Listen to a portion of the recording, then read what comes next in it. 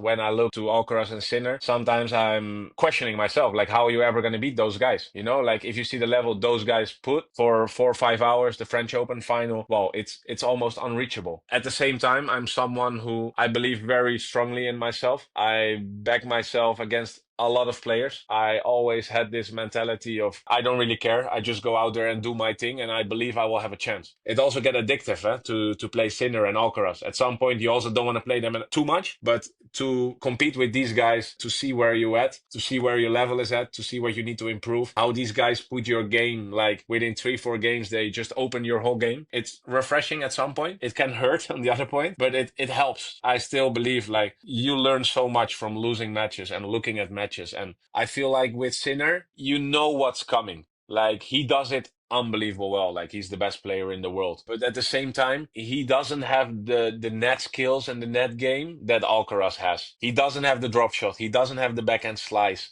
Like he has the sliding backhand. The things he does is unbelievable, unbelievable level. But I think Alcaraz has a bit more options. And I think why Alcaraz is also a little bit more up and down is because he maybe is not using the right options at the right time. If you ask me like how I think I can beat them, well, I need to have one of my best days. I think you need to be very, very aggressive against both of them.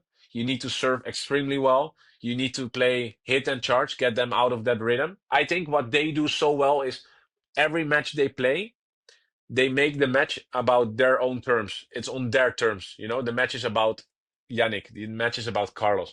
And I think when you try to play them, you should try to make the match about you. And you need to make them uncomfortable. And like I said, it's almost impossible to make Alcaraz uncomfortable. But he has matches during the year where he's not feeling it. And I think if you play very aggressive, you take returns fast, you rush a lot to the net, you put a lot of pressure on him.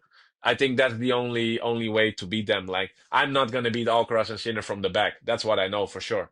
You know, that's what these guys are too good That's a at. fact. That's a fact. Like we can speak 1 more hour about it, and we can try to find ways. If you guys have ways, please tell me. But I doubt it.